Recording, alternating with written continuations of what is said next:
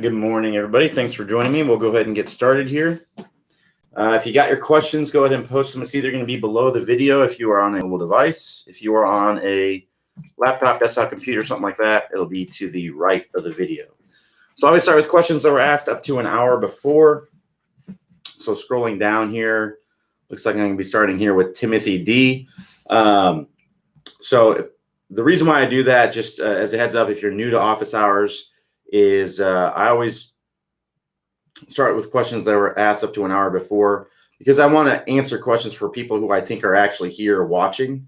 If you post your question at 9 o'clock last night, well after office hours were over, office hours aren't in session at that time. So odds are you're not here waiting to get your question answered at this time. Now you might be, and if you are, then all you have to do is copy and paste your question and it will get answered in here. So like I said, I'll start here with Timothy D. So Timothy D says, there's a lot of discussion about shallowing the club. Can you talk about getting from shallowing to the delivery position at shaft parallel to the ground? I seem to struggle with this. Thanks. So good question. So I think there's a lot of confusion with what exactly shallowing the club is. So basically, the easiest way I can explain it is that shallowing the club is essentially getting the club on plane as soon as possible, or even slightly below the plane. So when we look at the club plane, now this isn't going to be exact for everybody, but if you draw something that's called the elbow plane, which if you take their down the line view and you draw a line that goes from the hosel of the club up through the right elbow, that's going to be pretty darn close to what the club plane is. And as you come down, as you get down early in the downswing, you want to get this club to be parallel or shallower to that. If you're parallel to it, that's on plane. If you're shallower to it, meaning that it's flatter to that plane, then that would be shallow.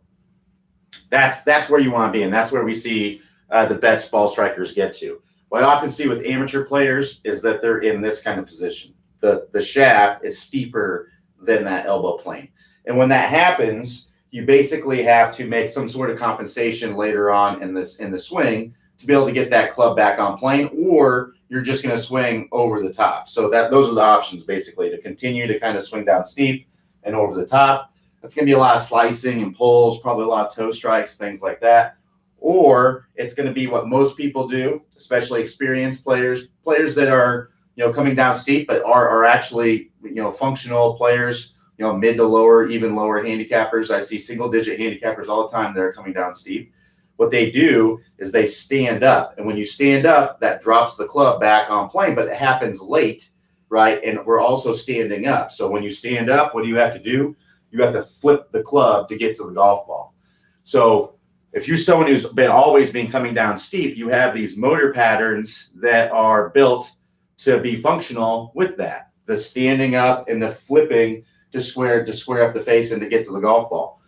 These are motor patterns that you have to change, and they're very, very difficult to change. So the first part is getting that club to be in a shallower position in the transition. But as we get here, now we have to rotate, right? Now we have to kind of get into a nice, good squat position here. We've got to get our knees moving apart from each other, so that way we can move our hips around. And we've got to rotate as we're coming into contact. We have to get to where we're opening up the body. Whereas if you're someone who was coming down steep before, you were used to straightening out the legs and the hips moving forward, because that raises the handle and drops the club back on plane. So that's the first piece. We got to be able to get into our lead side, get those hips or get those knees moving apart initially, get flex in those legs so we can rotate as we come into contact. The next piece is how you're used to squaring up the face. You're used to squaring up the face by flipping and rolling the club, because that's how you had to do it before. And it was functional with the steep swing. It's not going to be very consistent, because you're flip rolling. You're going to be adding loft, hitting a lot of thin shots, and hitting a lot of high spinny shots and things like that. So this is definitely a better way to do it. But what you were doing before was functional. So you have to change that piece of it. So the best way to do that is to get that face squaring earlier in the swing. And that's coming from twisting the handle. You're used to flip and rolling the hands to square up the face. Now we need to get used to having the handle more forward and twisting the handle with this kind of movement with the wrist. So the lead wrist going into flexion and the trail wrist going into extension. There would be a little bit of rolling of the wrist there, but not near as much as there was before. So that would look something like this, where I'm shallowing out the club, I'm squaring that face earlier, and I'm turning into the golf ball. It's almost like this kind of motion through the ball. I'm like this, right? Whereas before I was like that. Now I'm more like this as I'm coming through contact. From this angle, that looks more like I'm coming. Before I was like this with my wrist. If I don't have the club, that looks like this. If you look at I'm thumbs down and I'm rolling over hard, right? Whereas this is more, I'm more like this and I'm going through contact like that. So if I have the club, that looks more like that. When I'm coming in, I'm squaring the face and the hand rolls over like that. So it's a different motor pattern to work through that. So the best way to work through this and get this to be working better is to work through our move course. The move course is all about getting that club shallower in transition and then getting that club face square as you start to swing. There's a great drill in there. If you haven't seen it, it's called the tennis racket drill. It's a big reason why I have this tennis racket in my office here. It's to demonstrate this drill. So the reason why we use a tennis racket is because it's difficult with a club with the leading edge out in space to be able to see where it's pointing. I know where the tennis racket is pointing at all times. It's very, very obvious. So it's a very good visual. And this is also good to kind of train and get the sensation and feel at home, doing home reps and things like that. So highly recommend this drill. This is in the move course. I'll tell you how to get there shortly. So basically what you're doing with this tennis racket drill is you're holding it just like a golf club would. And this is the face of the club. You're pointing that straight at the target, where the target would be. You're going up to the top, and initially in your transition, you're trying to get the strings of the racket to be pointing up to the sky and turning kind of toward the camera here, right? So if you look at that from this angle, I'm going up the top, I'm getting the strings pointing to the sky and pointed out away from me that way. And you can see the motion in my wrist to make that happen. That's this move here and that move there. That's going to get that face square. And now from here, I can do my squatting into the ground. I can rotate my body. I can get my hands to that impact position that we were talking about that squares up the face. You can see that squaring up the face. We're used to going like this before. Now it's like that. Right? And this is an exaggeration. You're not going to necessarily look like this, but we want to exaggerate things to make it easier to progress. You got to get out of your comfort zone a little bit. So get comfortable with being uncomfortable. That's how you're really going to progress through this. So work through that tennis racket drill. Work through the entire move course. That's what I recommend doing. Be patient with it. You're changing motor patterns. It takes time and repetition to be able to do that. So be persistent and get the reps in, and eventually you'll start seeing better and better contact with it. To get to the move course, click the house icon. That's going to take you to the homepage. When you scroll down the homepage, you'll see a list of the 20 plus courses that we offer on the website. The move is one of those. It's one of the most popular courses on the website. Select the move and get started on the drills.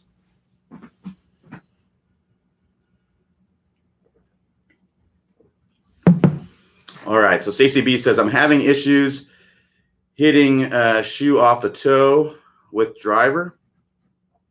Hitting shoe off the toe with driver. I feel like when I post up that I'm pushing myself away from the ball and losing balance. Any drill to correct this? I'm having issues hitting shoe off the toe. Not really sure how you're hitting your shoe off the toe with the driver. Stacey, if you want to give me a little bit more clarification, I'm not really sure exactly what you're asking here.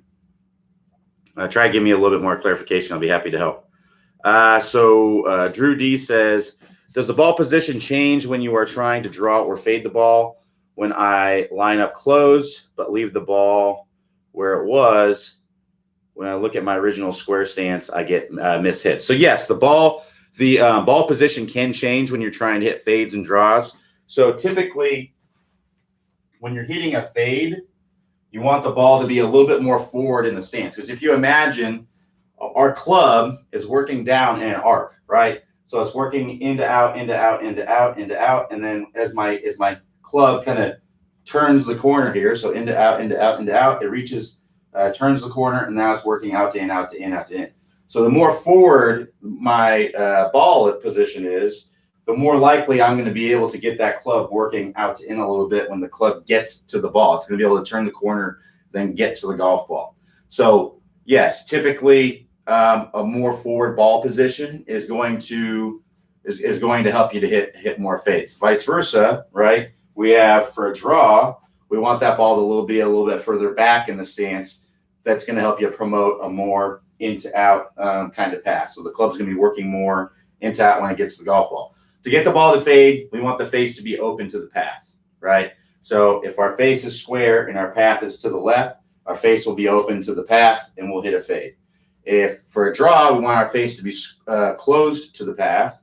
So again, if our face is square and our path is out to the right, the face is close to the path, that'll produce a draw. A lot of times you can just get a little bit of a fade or a little bit of a draw just by changing your ball position. You don't really need to change anything else, your stance or anything like that. If you just want a little bit of baby fade or a little bit of baby draw, it could be just as easy as moving the ball a little bit forward or a little bit back in your stance. I wouldn't go crazy with it. I mean, I wouldn't move the ball, way back in your stance to try to get, unless you're trying to hit a big old snap hook.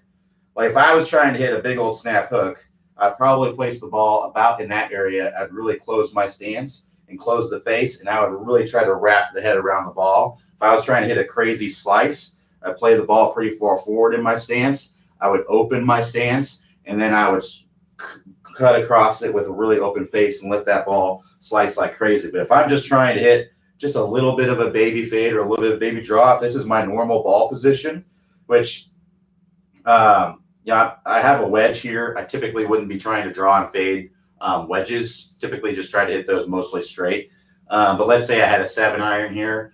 My typical ball position with a 7-iron would be right in this area right here, just a little bit ahead of forward in my stance. If I was just trying to hit a little tiny baby draw, I might just move that ball more in the middle of my stance. And that's going to get me to swing more into out. And then I would probably just use a little bit of a stronger grip with that. And then I would just take that same swing with the ball just in the middle of my stance. And that produce a little baby draw. If I wanted to hit a little fade, right? So if I had it right here, I could maybe just move the ball one ball forward of that and weaken my grip a little bit, which will help me open the face. And I would just take that same swing and I just hit a little bit of a baby fade. So yeah, there's all kinds of ways to hit draws and fades. There's no right or wrong way. The physics of what needs to happen doesn't change, right? There's ways that I think are easier than others, but you may think that a different way is easier for you. So you just have to find the way that allows you to get the physics to occur at impact that has to happen. So face open to the path. And when I say face open to the path and face close to the path, just for clarification there for you, those of you who are unfamiliar, what that basically means is I want the direction the club face is pointing to be in a certain direction compared to the direction my club is moving through impact. So that'd be the path. When I say face to path, that's what I'm talking about. So to hit a fade, you want the face to be open to the direction the club is moving through impact, the path of the club. And for a draw, you want the face to be closed to the direction that the face or that the head is moving through contact. So if you get that, you're going to get assuming center face strikes, you're going to produce that ball flight that you're looking for. And the bigger the difference you have between your face and your path, let's say I have my face really open to my path, I'm going to get a lot more curvature. If I have my face really close to my path, I'm going to get more of a draw when I do that. So that's really what it comes down to. Some people like to set up the same way every single time and then swing more from the inside with a closed face. And some people like to change, like how I like to hit a fade in a draw is for I went over what would be kind of a little tiny baby fade. That would just really change the ball position if I was doing that. It's just the easiest way to do it. But if I was trying to get a little bit more of a draw, like a 5-10 yard draw, something like that, I would change my stance a little bit too. So let's say if I was trying to hit a draw, I close my stance a little bit. I put the ball a little bit more back, and I have the face a little bit more closed. That's going to help me to swing more into out. That's how I like to do it. It seems more repeatable for me. It's not so much based on feel. It feels very similar to the swing when I'm hitting a fade. It's just the only difference is now I set up a little bit open. Ball's a little bit more forward. Face is a little bit more open, and I just take that same swing, and I basically just let the face in the path that I took dictate what happens. So there's no right or wrong way to do it. You just have to find the way that works best for you, that gives you the most repeatable results to get the curvature that you want on your shots.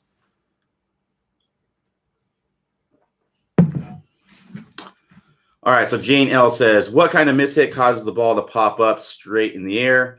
This is a new problem that never happened to me before. I'm assuming I did something wrong, then trying to use a new technique in the video. So typically, when the ball pops straight up in the air, that's from a strike that's too high on the face.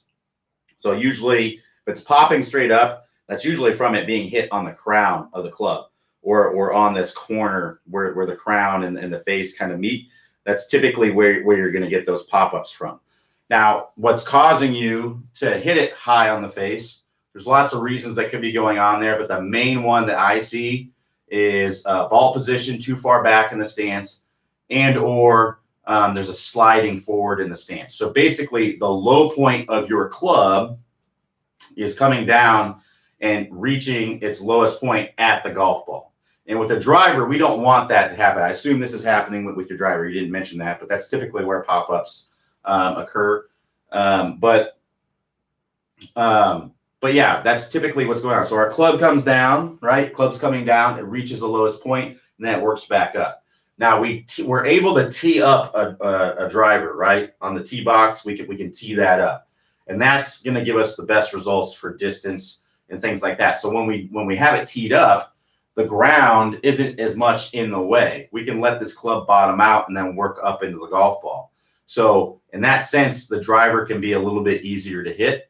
But if you are sliding forward and that ball position is too back and that low point is happening at the golf ball, then you're going to end up with those pop-ups. So what we want is the club to bottom out first and work up into the ball. So look at your swing on video. See where you're playing that ball position, or just have a sense, when you're down looking at the ball, is this ball too far back in the stance? If it's too far back in the stance, I see a lot of times people are playing their driver, somewhere in this area. So I'll try to get the camera angle to look right, because this is just going to be a little bit ahead of the middle of my stance, right? So I see it all the time. It's played in this area where our club is typically going to be bottoming out right in that area. So you may struggle with some pop-ups in that situation. So what I recommend, excuse me, is a ball position that's just off the lead shoulder. So if I move this up to be more off my lead shoulder here, now I can allow this club to bottom out and then work up into the golf ball. So that's one. Now let's say you already have this ball position in a good place. It's already forward in your stance. Well, in that situation, you're probably sliding forward to get that low point happening more forward in the stance. So one thing you can do is widen the stance. That's going to help you to not slide forward so much. And two, have the sensation that you are letting that club bottom out and then work up into the golf ball. A lot of people, they're visualizing kind of hitting down on that ball with a hammer, which is fine with irons, but with a driver, we want to have that sensation that we're working up into the golf ball. And sometimes that's all it takes. If you have the sensation that you're working up into the golf ball and the club to work up, then a lot of times you won't slide forward. You'll keep your head back and things like that. If you're still having trouble, then I would recommend working on the compression line course. Our compression line, if you recall, is a line that goes from our lead ankle, lead hip, and lead shoulder, and that's at impact. We want that to be in a nice straight line. We want that to be slightly angled away, especially with the driver. We want to be angled away with the driver because that's going to promote a more upward angle of attack into the golf ball. If I'm more like this, if I'm leaning forward more like this, that's going to promote a more downward angle of attack. And that's going to promote that low point occurring at or after the golf ball. And that's where your pop-ups are likely going to come in. So I'd look at your swing, work through that compression line course if you need to get to where you can be more angled away. But that that wider stance, ball more forward in the stance, staying behind the ball, that may do the trick right there. So to get the compression line course, if you want to check that out, click the house icon. That'll take you to the homepage. Scroll down the homepage, you'll see a list of all the courses. Select the compression line course and get started on the drills. All right. So Sean F says, hi, I was starting to see some really nice improvements. And then the last 2 days, I'm all over the place. Should I go back to the stable flying course videos and start again, or would you suggest something else? I'm almost frozen over the ball. It seems like I'm really jerky in the transition of the backswing. It's hard to say without seeing your swing, but I look and see what's going on. What I see a lot of people do when they go through the Top Speed Golf system is they don't take the time to actually ingrain the movements. You know, they get to where they're seeing some good results and then they instantly move on to something else. Well, when you don't take the time to fully ingrain something and you move on to something else, you'll lose that other thing very quickly, oftentimes. So I'd recommend taking a look at your swing, see what your stable fluid spine looks like. Is it all over the place? If so, you need to go back and work through that and take the time to fully ingrain it. There's a reason why we ask you to do 3,000 reps. You know, in every level, we have all these reps that you got to do. It's not just because, you know, we want to keep you busy all day. It's because that's how much time and repetition it takes to fully ingrain these pieces into the swing. So highly recommend that you do that. Now, here's how it basically works. You know, initially, you know, you're seeing some improvements. Maybe you're getting it 6 out of 10 times where you're getting that spine tilt right. Well, that's not fully ingrained. That's like maybe 60% ingrained, right? So you need to go and get to where you're getting it 10 out of 10 times where it would actually feel weird to do something else. That's where you want to get to. So take the time to fully ingrain the motions, and it'll be that will be there. You won't even have to think about it when you go through it. So basically, just to go into it a little bit further, there's 4 stages of learning, right? All right. So we have our unconscious incompetence. This is where you're unaware of what the spine angle is, or aware that you're doing anything wrong or anything like that. Your spine angle is what it is, and you're unaware that there's any issue with it. Okay. Then you go into what's called conscious incompetence. This is where now you see, okay, there's something, my spine angle is not correct, right? You're aware of what's going on, but you don't have the means or the ability to be able to do it correctly yet, right? Then you move into what's called conscious competence. This is where now you're aware of the issue, and now you're actually able to do it, right? You're able to do it, but you still have to be aware of it when you're doing it. And then you move into what's called unconscious competence. This is where you are unaware that you're doing it, but now you're doing it correctly, right? So you have to work through those stages, and it can take a long time to work through that to get to that unconscious competence phase. You're going to be in that conscious competence phase for a long time. You're going to be switching back and forth between conscious incompetence and conscious competence for a while, and then you'll be switching back and forth between conscious competence and unconscious competence. You'll be switching back and forth between those when you get there until you're just fully into unconscious competence. I know that's quite the mouthful, but that's the state and the repetition that it takes. So just stick with it, take some time, build it in, enjoy the dividends as you go through the process. But a lot of times, if you just kind of bebop around, go to different thing, you can't fix everything in your golf swing at once. The cool thing about the stable fluid spine is that when you get that correct, a lot of the other things kind of fall into place on their own. So a lot of times you can, kill 2 birds with 1 stone a lot of times when you're working through the stable fluid spine, but don't expect that to happen. But that's why it's the number one thing. It's the first thing that we go through. So make sure that you have that fully ingrained before you move on to other pieces.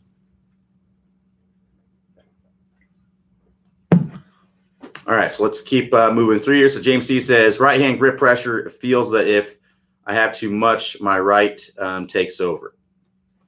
So it's about having that pressure at the right time. So typically, people's right hand grip pressure happens that they put too much pressure too early in the swing, and that's when it takes over and you release the club early. So the best way to kind of think about it is if I were to take this ball, this is just a lacrosse ball that I use to for my feet sometimes. But basically, what's the best way to kind of think about how the pressure in the hand kind of works is to imagine you were going to take this ball and you were going to throw it submarine style sidearm toward a target out in the distance, right? That's the same sensation that you would have if you were hitting a ball. That's the same sensation that you want to have. The problem that most people have is that they have this sensation that they're throwing a ball at the golf ball. And that's when the pressure, like imagine if I were to take this ball and to throw it as hard as I could right here at this ground, I would be right here. My pressure would be greatest, like right here. And then I would be letting it go right there, right? So that's how I would do that. And that's what most people do in the golf swing. And that's why you're getting that takeover, right? Whereas if I were to throw a ball sidearm out that way toward a target, my pressure would be fairly light right here, fairly light. It would be building up a lot more pressure right in here, and then I would be letting it go, right? So that's a sensation that you want to have, is that you are throwing it out that way, not throwing it at the ball, but throwing it out that way. So your body has got to open up. If I were to throw something right here, I would kind of back away probably. I'd probably go like that to try to get some speed. And that's what most people do. That's why golf can be really difficult, because it's a side-on game. There's actually kind of two targets, right? There's the target that's the ball that you're trying to hit, and then there's the target that you're trying to hit the ball to. So if we get more target oriented, the actual target in the distance, and just kind of letting this ball get in the way, that is going to make things a lot easier for you. So grip pressure, there's definitely going to be a lot of grip pressure in the right hand. You just want to have it at the right time, not right here at the very beginning. As if I were to throw something right there, I want it later so that I can throw it out here. And when you do throw it, that's when the lead hand takes over. Your grip pressure actually through impact is going to be fairly light in your right hand, because you've let go of the club essentially. You're here and you've let go. The pressure can be light. The lead hand then starts to take over. That's why you typically will feel more pressure in these first three fingers of your lead hand as you're coming through, because that's taking over that club, so that you're not actually throwing the club. You're throwing the club essentially into your lead hand, and it's taking over, and that pressure is going to be highest at impact with that lead hand, because that's where you're having the most speed. That's the most force that's being generated, the pulling force that's being generated by the club.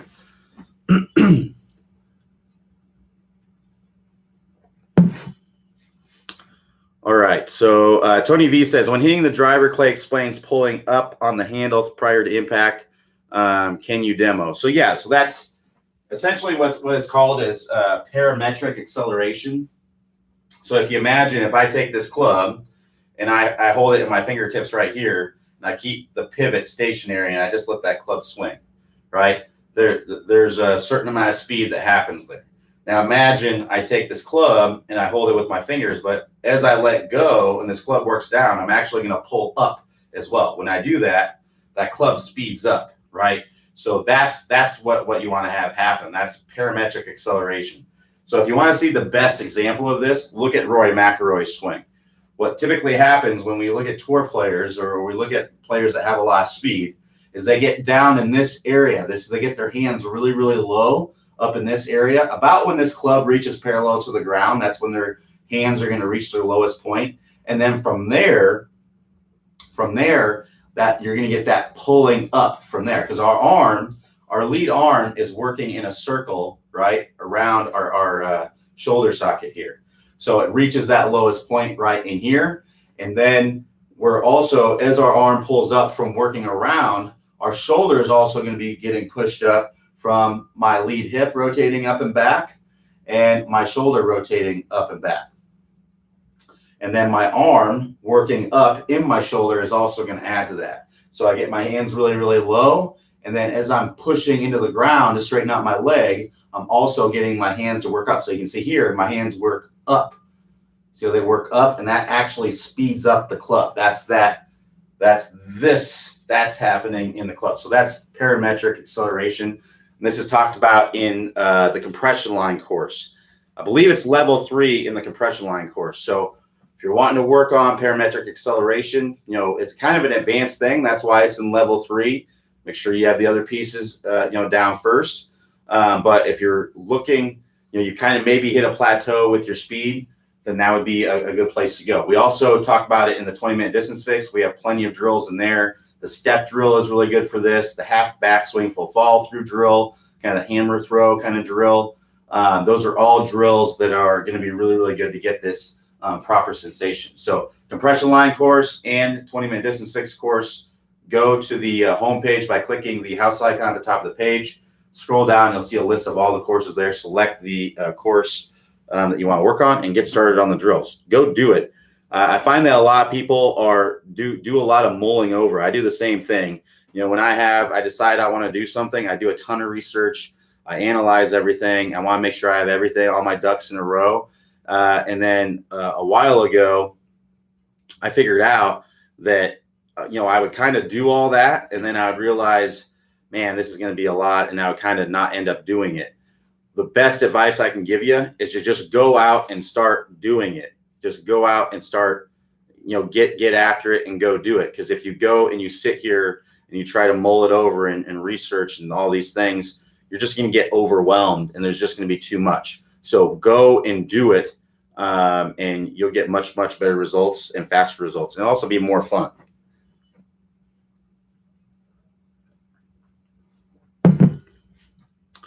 All right. Timothy D says, thank you. Great direction. No problem, Timothy. I think he's the one asked about shallowing earlier.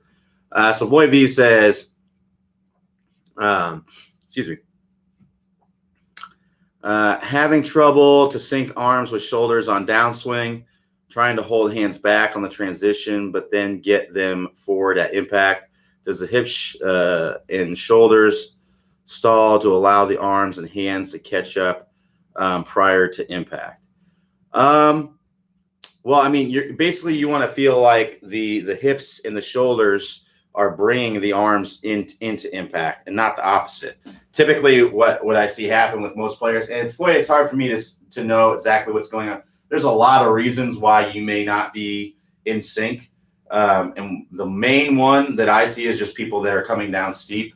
So just to go over that real quick, we talked about a little bit earlier in the office hours. Basically, if you're coming down steep, you essentially have to stall out the hips and stand up to get the club back on plane and then throw the arms in front. That's most likely what's going on, because that's what I see most of the time. And if that's the case, work through the move course. That's going to be your best course of actions to work through the move course. That's going to help you to get that club shallowed out and get that face square earlier. So that way you can get into your lead side, get some flex on these legs, get the hips rotating, and get the body opening up.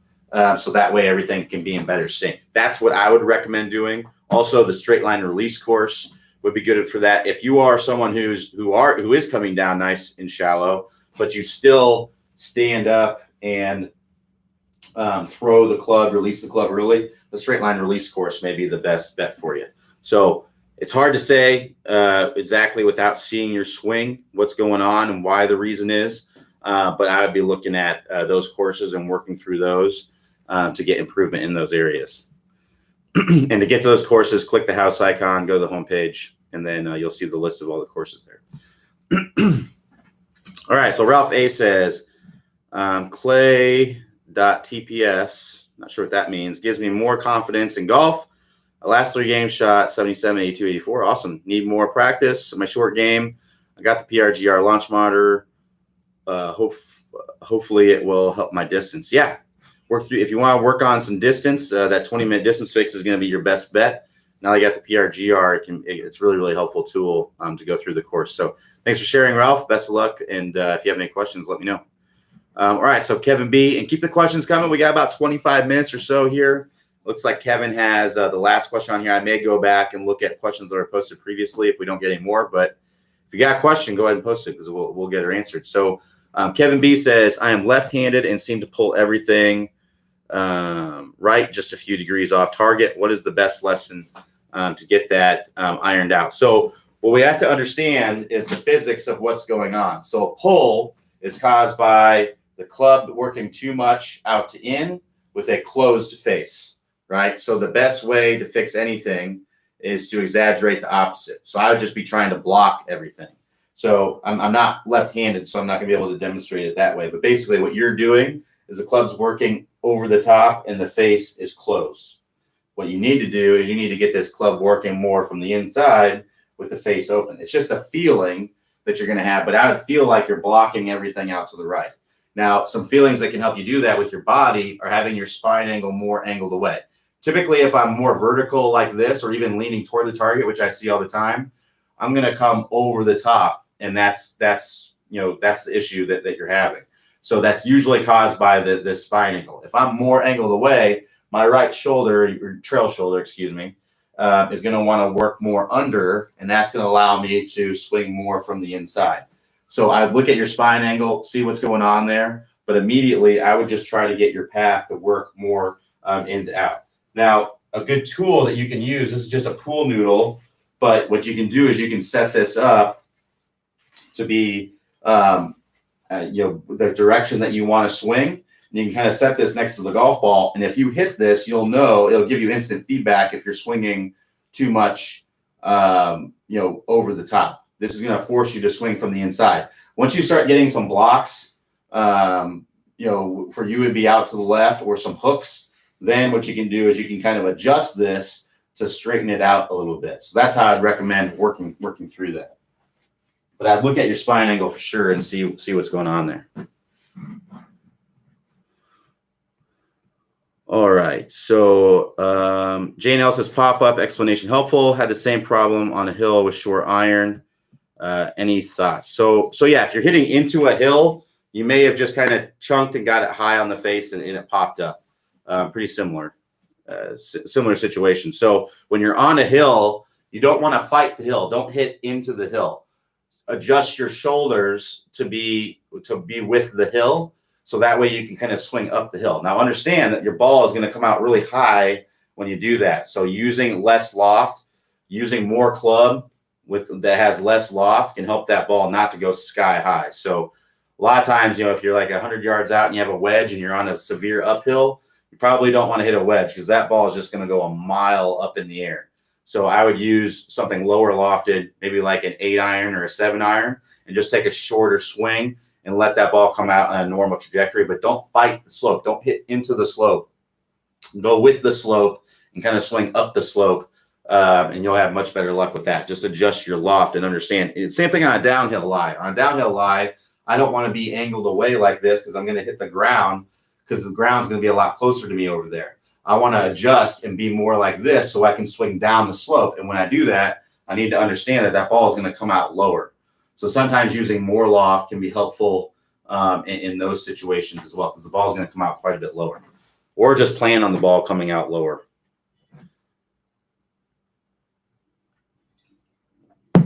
All right. So Michael O says the elbow video resonates for me. I had a right shoulder dislocation after they fixed it.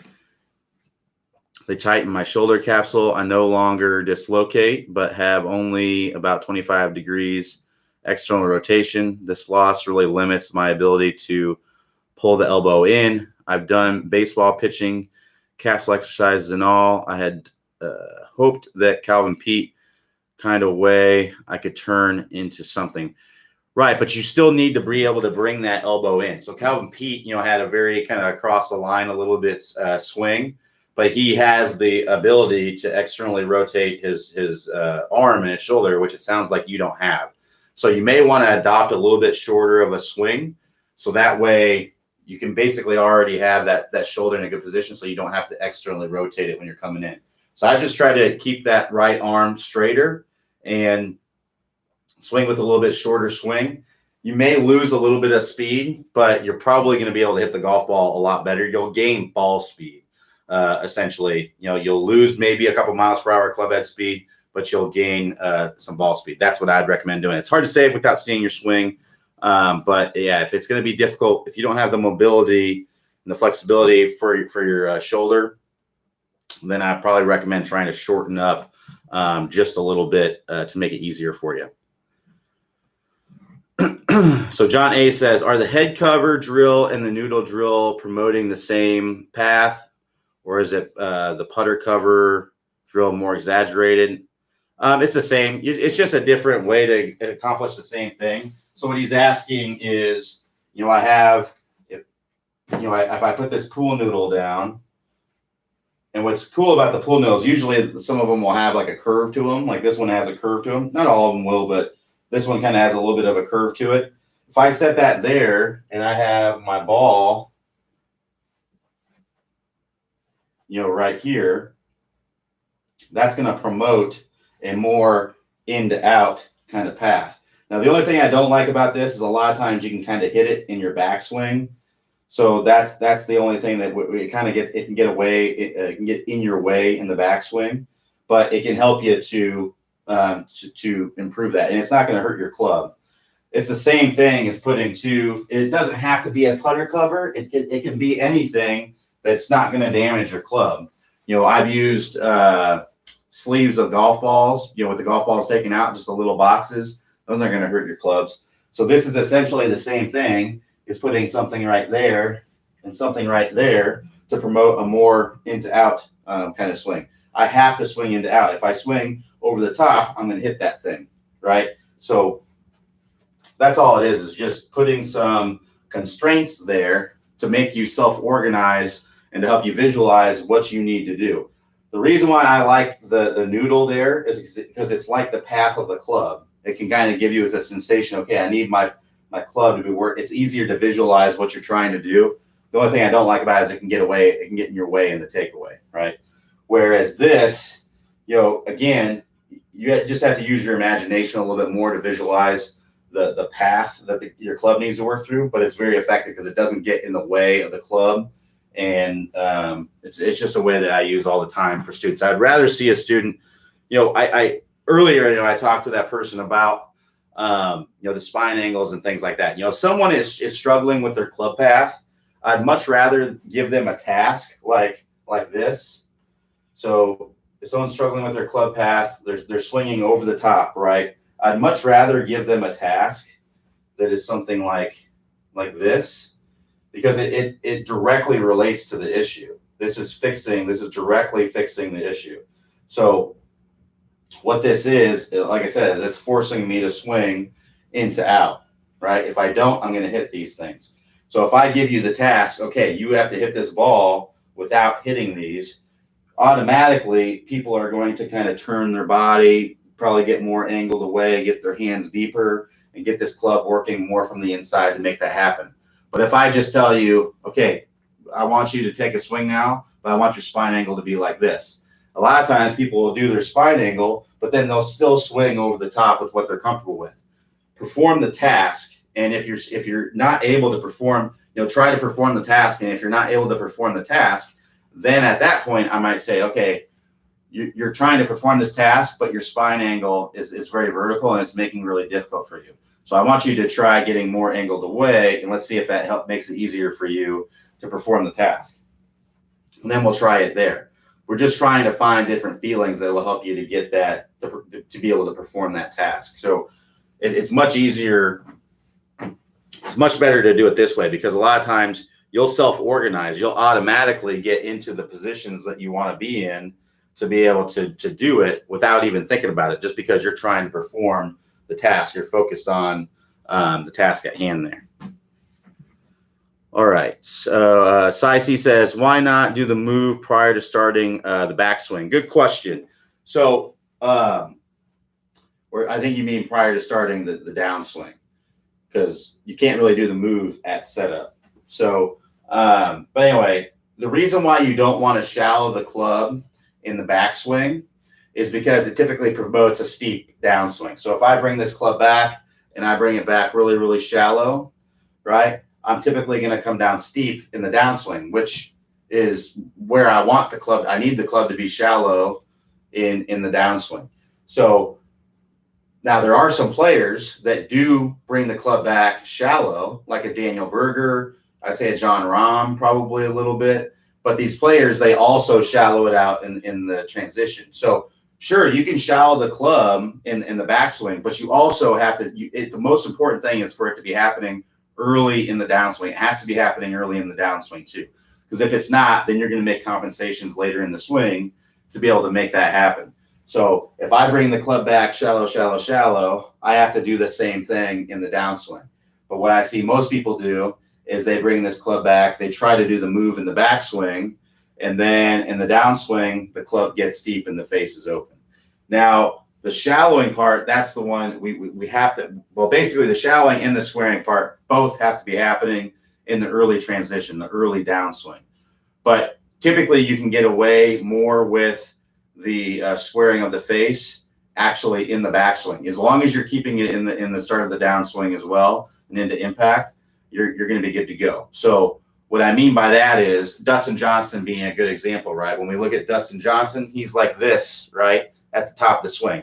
He's done the move, the squaring of the face already at the top of the swing. And then essentially he actually lets that go a little bit as he's coming down. So you can do that. You just have to keep it. You can't get up here like this and then when you start down, let go of it. Right? It's not going to do you any good. You're in the same position you would be as if you just went like this.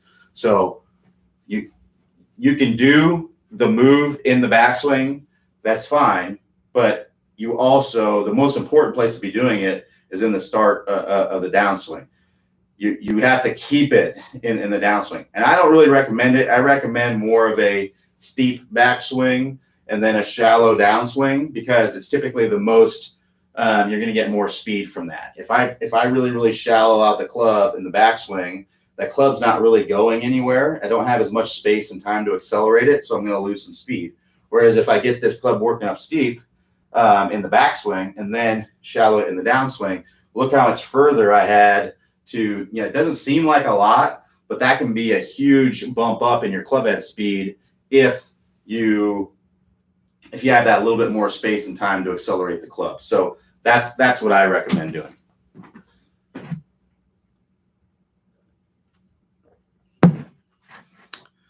All right, so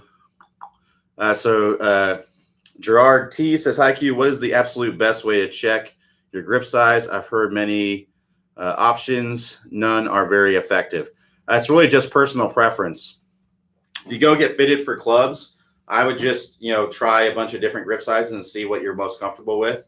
There's really no hard or fast way to know. You may have big hands and they may tell you should have, mid-sized grips or large grips, but that doesn't mean that that's what's going to be best for you. You may prefer to have narrow grips or jumbo grips. It's really personal preference. I've used anything from a standard grip to even jumbo grips in my clubs, and honestly, there's been really zero difference in performance of the clubs. That's just been my experience. So I wouldn't really look too much into it. It's really just personal preference, what you prefer, what you like to feel. But yeah, I would just obviously if you went like crazy jumbo, like baseball bat, size grips, that could make a difference. And obviously if you're using like little junior grips, you may lose grip of the club. Huge extreme differences can make a difference, but typically from a standard to even like a large or even a jumbo, I didn't find any difference in performance. It felt different, right? It felt different, but once I got used to whatever it was, there was zero. It didn't make me play better or worse. It was basically the exact same. So I wouldn't read too much into it. I would just find with what you're comfortable with and just stick with it. So Tim F says, does the squat help in opening the hips? Absolutely. So if you imagine if I have my legs dead straight like this, right? And this is what I see a lot of times. I get people, they go up to the top of the swing, they have their legs pretty much straight, and then they start the downswing straight and they just throw the club. Well, if you imagine if you have your legs straight, right? If I have my legs straight like this, I'm not going to be able to rotate very well. Whereas if I get some flex in my legs now, which is what you see all tour players doing as they're coming down, they get the flex in the legs. Now I can really rotate my hips very, very well. So yes, you need to be able to have that squat. Other thing that happens when you get the squat is it puts force into the ground. You're getting into the ground. It's almost like you're digging into it, and that also helps you to open up the hips. So not only the position, having your legs more inward toward your body, not only does that help you to turn the hips, but also that downward force that squatting does also helps you to get into the ground and to put the force into the ground to be able to open things up. So yes, absolutely, the squatting does help with opening the hips. It's required to get the hips opened up. All right, so excuse me, next question here. So Roland R says, putter head cover task. I set up 2 tees yesterday at the range, and it was incredibly effective. A lot of things came together on the club swing path. Occasionally, I hit the front tee after hitting the ball. Is there a particular movement that causes this? Yeah, just swinging too much. Assuming you're training to swing more in to out, it's just you're swinging too much out to in. So I would just try to get your path more in to out to miss the tees. The way that I would do it is I would initially, if you're struggling with an over the top, which is what most people are in that situation, if they're struggling with path, I would set this up to where it's basically impossible to even swing on plane. I would set it up to where you can only swing in to out. So if I were to even swing on plane, I would hit this one or this one, right? So what I would do is I would start out and I would just take some short and slow swings from hitting this ball initially. So like a 7-iron or something like that. And I would do that until I start getting some nice hooks, right? Initially, you may block the ball out to the right. So, okay, now I'm going to do the same thing, but I'm going to get that face more close. I'm going to twist that face. Just to show you in slow motion, that would look like this when I'm twisting the face. That's my hands doing this, right? Not that, but that. So my wrists go like that. That closes the face when I do that. And that's going to help me get that hook. Once I get that, now I'm going to make my swing a little bit longer and a little bit faster. I'm going to do the same thing. And I'm going to keep doing that until I can do it successfully and get up to the top of my swing and get that nice hook that starts to the right, curves to the left. Then what I'm going to do is I'm going to ease off of these constraints a little bit. I'm going to move that a little bit that way. I'm going to move that a little bit that way. So now I still have to swing in to out, but not as extreme. So I'm going to try and ease off of that to get kind of a little bit a heavy draw, not a snap hook, but just a little bit less of a hook, essentially between a draw and a hook. Once I get that, and again, I'm going to start out slow, build up the speed. You should be able to get up the speed a little bit faster this time. And then once I get up to the top of the swing, I'm full speed. I'm getting those hooks. Now I'm going to ease off this to where I could swing on plane if I wanted to, and I wouldn't hit them. Right? And at that point, I would swing and basically just try to hit a nice little draw, try to implement that same feeling that I had before. That's how I would work through it. I think that's the easiest way to work through it. Now, you may be able to go out there and do this by yourself, but if you have where you just can't perform the task, there's something going on that's not allowing you to do it. So that's where an instructor can come in and be like, okay, well, you need to get your spine angle. I would look at that. You need to get, maybe it's your right elbow. You just can't keep it from going out away from your body. You need to get the elbow working into your body. Because maybe you have the spine angle, but then your elbow likes to go out this, or maybe your shoulder likes to go like this. So you may need to think about, certain body parts moving in certain ways to help you get this to work into out. But usually, if it's just the task, I have to do whatever it takes to get this club to work from the inside. People can do it, usually.